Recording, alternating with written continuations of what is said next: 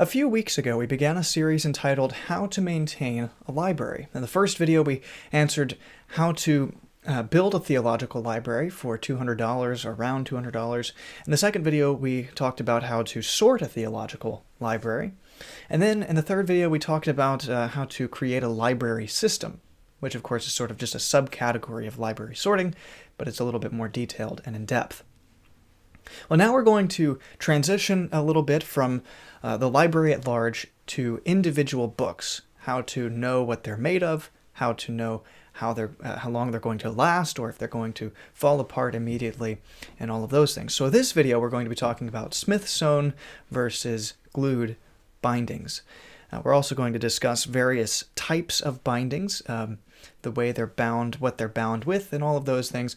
And so in just a moment, I will flip over the camera and show you a few different books that I've pulled off of my shelf that are all different kinds of combinations of various modes and methods of binding books. But if you are new, let me, before we do that, welcome you to Petra Publications. My name is Davis, and here on the channel, mostly I review Reformed Christian books, though right now we're taking a short break from that, or periodically, to talk about, as I've mentioned before, how to maintain a library. If that sounds interesting to you, I'd love to have you subscribe and join us. Thank you so much. And if you've been watching for a while, links to my Patreon and PayPal are in the description down below. Thank you so much for your support. All right, well, I'm going to now flip the camera and show you what I have here pulled off my shelf. Okay, so the first thing that we're going to talk about here is that this little ribbon, let's see if I can get this in frame here, this ribbon right here, most people would see this and say, yep, that's a Smith-sewn book. But, in fact, just because it has a ribbon on the front or on the bottom, that does not mean that it is Smith-sewn. Just like this volume here, which is The Treasury of David, put out by Hendrickson, this is a glued volume. One thing we're going to talk about later is how the bindings open up. This particular glued binding opens up all the way. Most glued bindings do not, and we'll show that in just a second. This book, however, the only way you can tell is by looking at this, and we'll talk about that in just a moment. But it also does not mean that just because it doesn't have it, it isn't glued. This volume right here does not have a ribbon there, and yet it is glued. So how can you tell? Well, this right here, The Existence and Attributes of God by Stephen Charnock, is a great example of how to actually tell if a book is bound by gluing it or by sewing it. So, let me see if I can get this focused. The first sign you can look at to tell if a book is glued or sewn is right here where this ribbon is, but not the ribbon itself.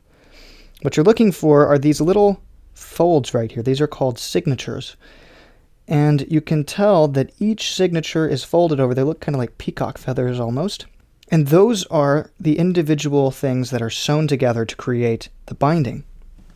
Another way that you can tell a book is bound by sewing it is by looking into the middle of the book here.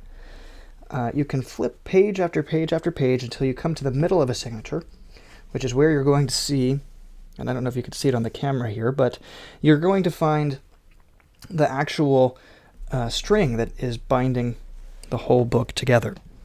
So as you're looking for that, that is one sign. Another typical way to know is what the book is bound with.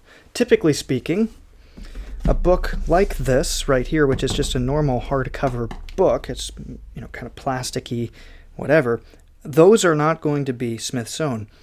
But also typically, if you pick up a cloth binding, which is much more like this, the binding will last longer, and also typically, or at least more typically, these are going to be Smith-sewn. But that is not always the case. There are occasions when a book like this right here, the Pilgrim Psalter by Henry Ainsworth, this is cloth bound. You can hear it. You can feel it. This is actually glued. And how can I know that? Well, first of all, as we mentioned before, you can see instead of signatures, you see all the pages glued one to another. Another way you can tell is when you open the book, it wants to be closed. It doesn't want to open anywhere, it just immediately wants to be closed. I can't stand it open, as opposed to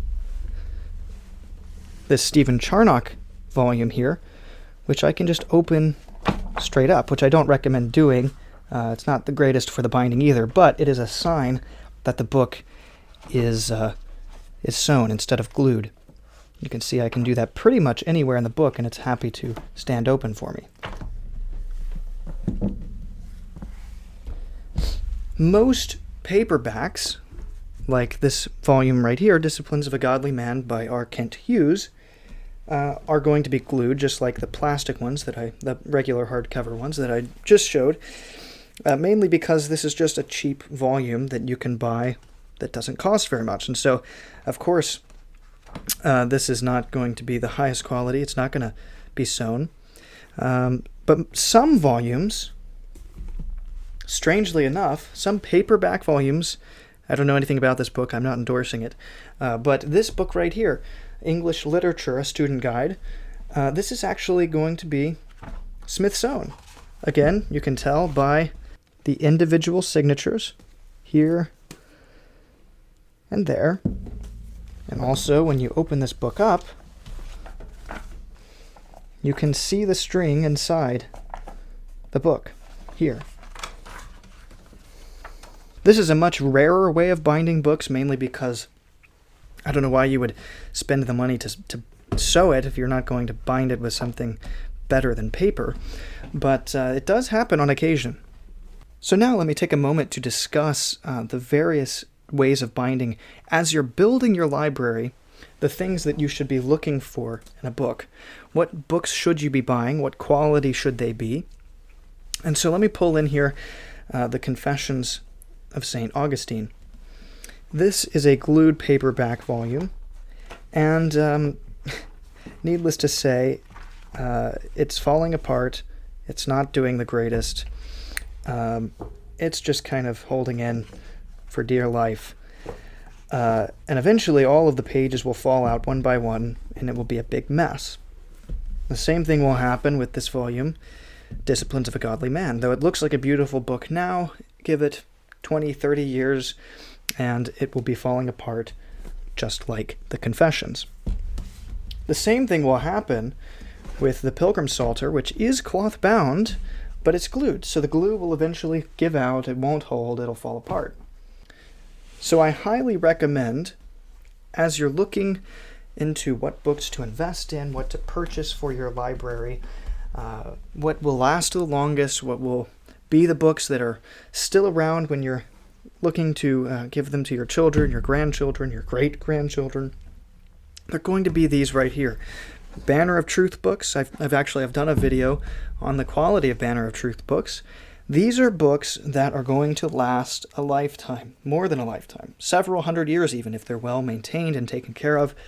The cloth binding, the Smith sewing, and all of that is going to make your book last longer.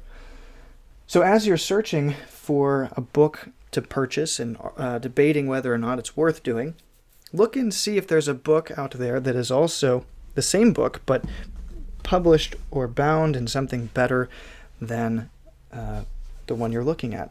Most books you can find in a different edition that will be in a higher quality or a different method of binding that will last a lot longer, and it just costs a few dollars more. To me, that's an investment worth making. All right, well, that's all I have for you today. Hopefully that answered the question how to tell if a book is Smith sewn or glued, what bindings are the best, and all of that. Lord willing, I will see you again very soon. God bless. Bye.